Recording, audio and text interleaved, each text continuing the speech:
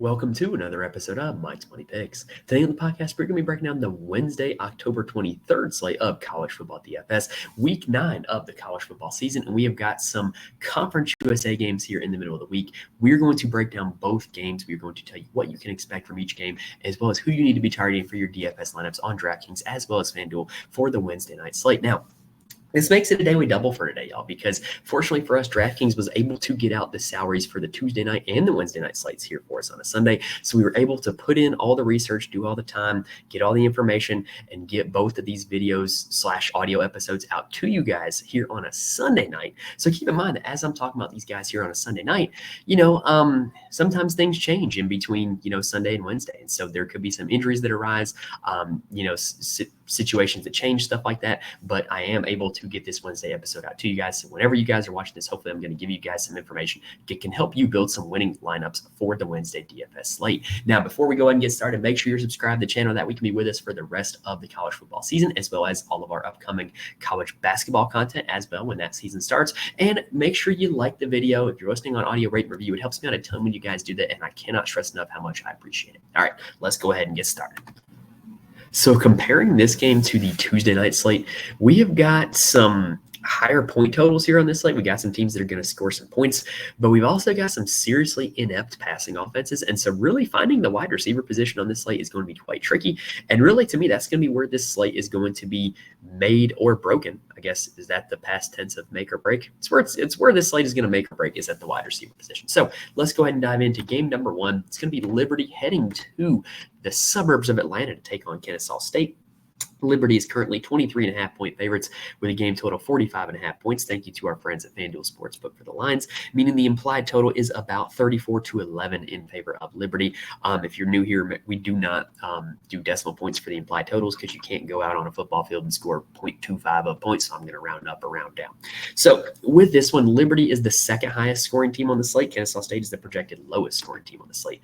So Liberty is like the world's quietest undefeated team in college football this season. They have played nobody and they have beaten everybody on their schedule. And they're probably going to beat everybody on their schedule. They're probably going to be favored by at least 7 points every game the rest of the way. So this is not, I don't think, the same Liberty team we saw last year that was undefeated. I think that Liberty team was a little bit better. This one offensively has kind of been stuck in second gear for much of the season. Caden Salter did return at quarterback, but we have not seen any ceiling performances from Salter so far this season. He's played 5 games, only 3 games over 20 DraftKings points, and really the highest he's gotten is 26. So we really haven't seen a big time performance from him. But if there were ever a time to have one, going to Kennesaw State's a pretty good one because Kennesaw State is one of the worst teams in all of FBS football, if not the worst team in FBS football. So I do think that this is a pretty good get-right spot for Salter. He can pass it. He can run it. The only thing that would concern me is if they get up really early, really quickly, and he happens to not account for the touchdowns, it's going to be a rough night because he's not going to be asked to do a whole lot the rest of the game. So what you're banking on if you play Salter is that he's going to account for the touchdowns either by his arm or by his legs early in the game because I don't think this game is going to be very close. And I do think Liberty's probably going to score 4 or 5 touchdowns, but if Salter's not going to be the one getting them, he's not going to have a ton of production. At the running back spot, I think if you're not playing Salter, you got to play Quentin Cooley because if somebody other than Salter is scoring the touchdowns, it's probably going to be Quentin Cooley. He has accounted for 6 rushing touchdowns on the season. He does not catch any passes, but the Wake Forest transfer is one of the better backs in all of G5 football. He scored 19 fantasy points in 4 out of 5 games. He is a workhorse running back. Against FIU when the game was close, he saw 29 carries. Quentin Cooley, probably the best running back play on the slate, in my opinion, when you account for his salary and his production. Now, another interesting one to me that I am going to be getting into some of my lineups is Billy Lucas. So Liberty loves to run the football. They do rank above average nationally in rush rate. And a lot of that has to do with the fact that they lead a lot. A lot of that has to do with the fact that Jamie Chadwell's offense is very run-based. But Billy Lucas, in a blowout game against UTEP, he did out-carry Quentin Cooley. Had 21 carries in that game, accounted for 31 DraftKings points. So if this game gets out of hand early and they decide to put Cooley down on the bench, Billy Lucas is going to be the beneficiary of that. And he's going to get plenty of carries. So I do definitely think that if you're playing GPPs, you do need to be getting Billy Lucas into some of your lineups. And I kind of think that you can play, I don't think I would play Cooley and Lucas together, but I think I would be more likely to play Salter and Lucas together than Cooley and Lucas. Because if you play Salter and Lucas together, that would be wagering, hey, this game's going to be a blowout and Salter's going to account for the early touchdowns. Lucas is going to account for the later touchdowns. I think that's a sneaky little correlated play. At the wide receiver position, because Salter does do so much with his legs, you don't have to play a Liberty wide receiver. Trion Sibal has been their most productive wide receiver on the season, although the production has been inconsistent. He has had 2 games over 20 DraftKings points, though, so the ceiling is there. Recent games, he hasn't been super productive, though. But $4,800, if you're looking for a stacking partner with Salter, he is one. I think that he's probably going to be one of the most popular wide receiver plays on the slate, because I do think that Salter will be very popular, and I do think that people do instinctively target stacking partners with their quarterback. Rei Smith is the second leading receiver for Liberty on the season. He apparently left the game early against FIU. I did not watch that game. That was, kind of before we started doing the 2-game midweeks college football DFS slates. That was like a showdown only slate, so I wasn't super interested in that one. So I don't know what the injury was. I don't know how long the injury is going to sustain him. I don't know if he's going to play, but I do know that he was the second most productive Liberty receiver on the team so far this season. And then Tyson Mobley is another guy who is consistently involved in the game plan week in and week out.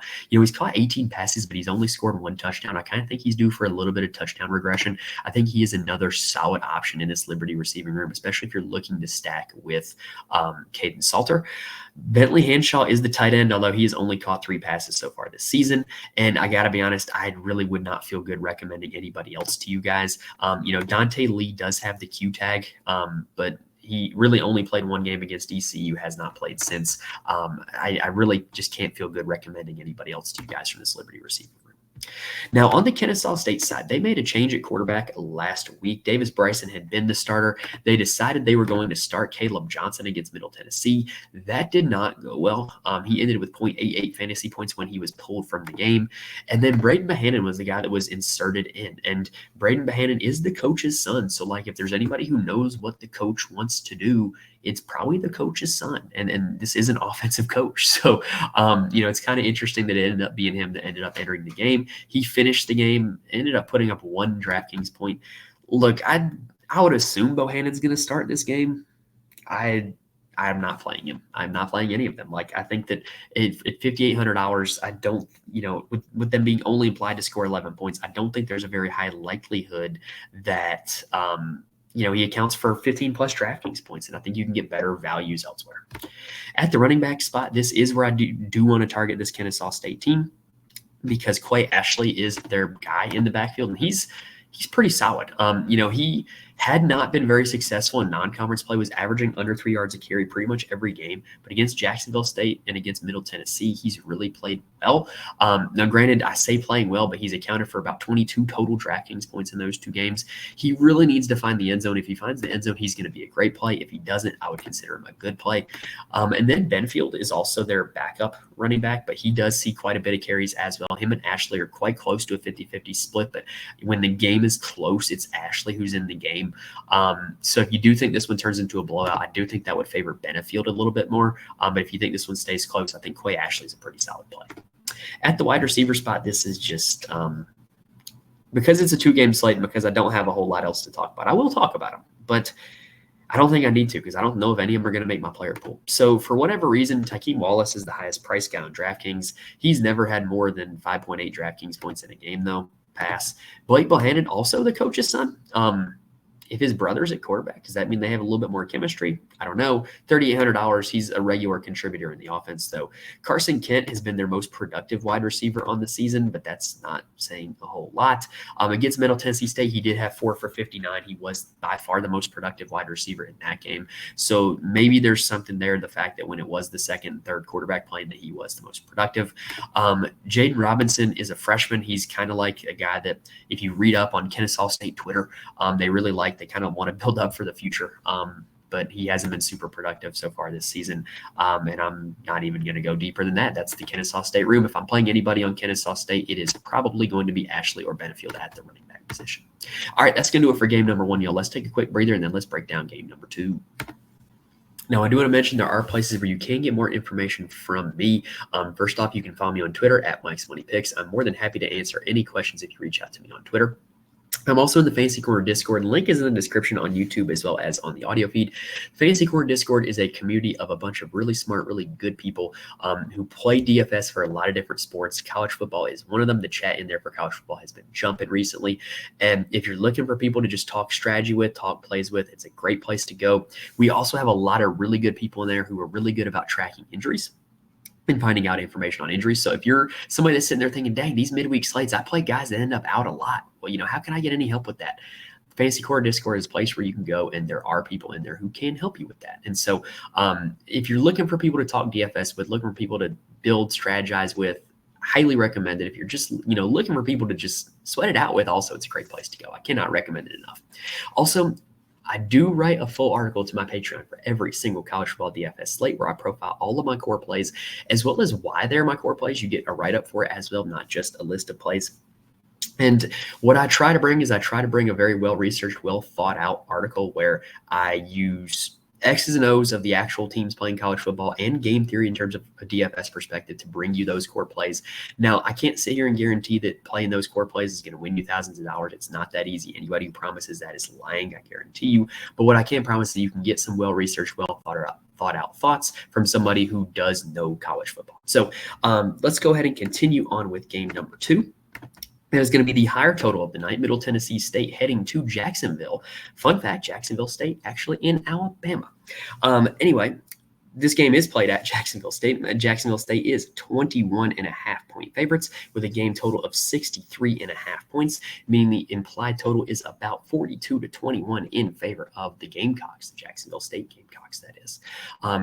By the way, if there were like a trivia show where all you had to do was name obscure college mascots, I feel like I would kill it. But unfortunately, no such thing exists.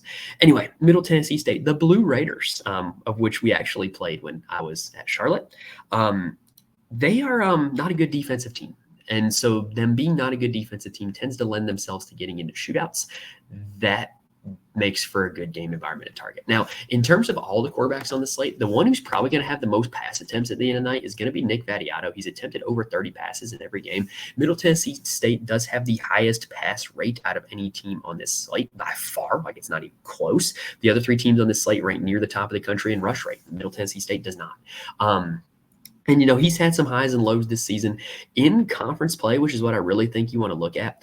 34, 18, and 8 fantasy points. That's a wide array of outcomes. You know that they're going to be throwing with them implied to score 21 points in this one. It would not shock me if Vattiato, at a salary of $6,300, got you the 18 to 20 fantasy points that you want. I think that's the most likely outcome for him. But if you're somebody that you're like, dang, I really want a quarterback, and I want a quarterback that's going to throw the football, he's your guy on this slate. If I were ranking them overall on this slate just all together, he would probably be my 3rd quarterback on this slate. Now, the Middle Tennessee State running back position is a mess. So Jaden Creedle has been their number 1 running back throughout the season, but his production has been, let's just say, hit or miss. Frank Peasant was active against Louisiana Tech, did not play, was not active against Kennesaw State in their last game. Don't know what to make of that. He's $5,400. He would look to be their number 1 running back coming into the season, was their number 1 running back against Tennessee Tech, has not been since. Don't know what to make of that. Don't know whether he's going to come back or not. Don't know whether he's going to play. No idea. I'm probably just not going to mess with it. Middlebrook, though, is a guy that I like a lot. Middlebrook actually led them in carries last week against Kennesaw State. He scored a touchdown, 10.2 DraftKings points, double-digit DraftKings points in back-to-back games. He has been their better back. I think he's been better than Creedle. I think that, he was, in and out of being healthy. The last 2 games he's been healthy. He's been double-digit DraftKings points. He's the guy that I want to play from this backfield. But like I was saying about Vattiato, is this is the team with the lowest rush rate on the slate, and they're going to be trailing. There's not going to be a whole lot of running back volume to go around here, and there could be 3 or 4 mouths to feed. So I don't think this is necessarily the team that you want to target a running back with, but if you do, I think Middlebrook is the guy. At the wide receiver spot, this is the team to target wide receivers with, and the good news is they only throw to 2 guys. Amari, wide receiver. He also returns kicks and punts, and he did return one for a touchdown against Kennesaw State, which got him the instant 6 DraftKings points, which helped his total to 19.7. He's been over 20 DraftKings points in 3 straight games. In conference play, 53.9, 20.3, 19.7. That is elite production. He is the top wide receiver option on this slate, and I don't think it's even all that close. Holden Willis is the tight end. He might be the second best option at the wide receiver position on DraftKings on this slate. Consistently been in double-digit fantasy points against every single FBS opponent. He was the most targeted wide receiver against Kennesaw State, 8 for 92. Like, if he gets to the 100-yard bonus, which is so lucrative on DraftKings, or if he scores a touchdown, he instantly gives you like 3-4x value. And I think he's a really solid play at 6,300. You know those two guys are going to get the targets. So really, if I'm being honest, I really see a path to playing Vadiato and both of these guys in GPPs and just hoping and praying that the Middle Tennessee State passing attack has a lot of success, because you know that if they do, it's going to go through those two guys. Now, there are some supplementary players. Miles Butler plays a decent little bit. He's 4,000. Cameron Lacey is probably the next most productive wide receiver on the season when you total it all up. I think he might be worth a look as your wide receiver 3. But after that, I really don't have any interest. It would probably just be Kelly and Willis and then Lacey for me. Now, on the Jacksonville State side, this is a very run-heavy team. This is a Rich Rod team. Rich Rodriguez, former coach of West Virginia and Michigan, is now back coaching Jacksonville State. Who would have known? I feel like most G5 schools have had a disgraced former Power 4 head coach. Anyway, that's beside the point. Tyler Huff is the starting quarterback for Jacksonville State. He is more of a runner than a thrower, but he will be productive in both areas. 5 straight games of more than 28 DraftKings points is pretty darn impressive, especially considering one of that was against Louisville. The rest has come against other G5 opponents. I expect more of the same here in this one. I think he's the overall top quarterback play on the slate. Just objectively, I think you can make an argument that Caden Salter might have a higher ceiling. You can make an argument that Vadiato is a better points per dollar play. But if you just said, hey, Mike, who's going to score the most fantasy points on Wednesday night? Tyler Huff would be my pick. At the running back spot, I feel the same way about Trey Stewart at the running back position. I would give him a slight edge over Quentin Cooley because we have seen him be super productive in blowout environments. Like, you look at the Kennesaw State game, they won that game by 40 points. He carried the rock 24 times, scored 4 touchdowns. The New Mexico State game, they won it by 41 points. He carried the rock 21 times, scored 2 touchdowns, and caught another touchdown, so 3 total. Like, this is a guy who's going to touch the rock no matter what the game flow is. And to me, that's really lucrative because I think that whether Middle Tennessee keeps this close or Jacksonville State just blows the doors off of them, Trey Stewart's going to get a ton of carries, and I like that a lot. Anwar Lewis has been the RB2 for this team on the season. But I got to say, what I've watched of them recently, he hasn't looked great. Like, starting with the Kennesaw game, I did watch that game. He very objectively looked like a worse back than Trey Stewart. They've kind of been phasing him out. He went from 13 carries against Southern Miss to 5 to 1 last game against New Mexico State. I'm cool passing on Anwar Lewis here on the slate. Andrew Paul was one of the backs in the rotation at the start of the season. Is now healthy. Last game against New Mexico State, he had 11 carries. I think if you anticipate this game to turn into a blowout, I think he is super appealing because if I do remember correctly, I do think that Paul's touchdown against New Mexico State came late. I would be inclined to play Paul if you think this game is going to be a blowout. I think you can play Stewart and Paul together, if I'm being honest. I think Paul is actually one of the better running back values on the slate, but I would be playing him with like the narrative that this game is a blowout, and so I probably wouldn't be playing a whole lot of Middle Tennessee State pieces on the other side of it. At the wide receiver spot, CamVaugh is their best guy, in my opinion. He's had 2 games over 16 DraftKings points, but this is just not an offense that has a ton of passing volume. It's just not. The good news for Vaughn is that he has caught 20 passes and only caught 1 touchdown so far this season, so he is definitely due for some touchdown regression. But to me, 5,100 is just a little pricey to pay for him. Like I would rather play Sibley at 4,800. I think I would rather probably dip down to some of the deep values at wide receiver and save up some salary elsewhere too, if I'm being honest. But if you're somebody that always likes to stack your quarterbacks and you want to stack somebody with Tyler Huff, Vaughn will be the guy, even though the Tyler Huff does run the ball enough, this offense does run the ball enough that I don't think you need to feel the need to stack a wide receiver with this team. Michael Petway was their number 1 wide receiver last year. He's more of a big play guy. He's worth a dart throw. Like, if you're playing 20 lineups, give him a shot. He's nearly an every down player. He's due for a big play anytime he touches the ball. It's not the worst play in the world. Rex Steiner is a guy who is also pretty consistently involved, but not a lot, if that makes sense. Like, he consistently is going to catch you 1 to 2 passes, but those probably aren't going to amount to a whole lot of DraftKings points. PJ Wells is another receiver that plays a decent bit of snaps, but is not super productive. And then Cole Fuller, don't be fooled by the game log. He only ran for 1 touchdown against Coastal Carolina. Don't look and see the 6.1 and think that he's one of their most productive wide receivers. He's not. To me, that's really all my interest with the Jacksonville State side. I'm going to be playing this team through the Jacksonville State run game. All right, that's going to do it for this episode, though, y'all. Hopefully, gave you guys plenty of information to help you guys build some DFS lineups for the Wednesday night slate. If this video was any useful to you, please hit the like button on YouTube. Please rate and review the audio. It helps me out a ton when you guys do that, and I really do appreciate it. I cannot stress that enough. And while you're at it, make sure you subscribe to the channel. That we can be with us for the rest of the college football season, as well as upcoming college basketball season, as well as our weekly golf and NFL content as well. Remember, if you want more from me, follow me on Twitter, join the Fantasy Corner Discord, articles on the Patreon for the core plays. That's going to do it for this episode, though, guys.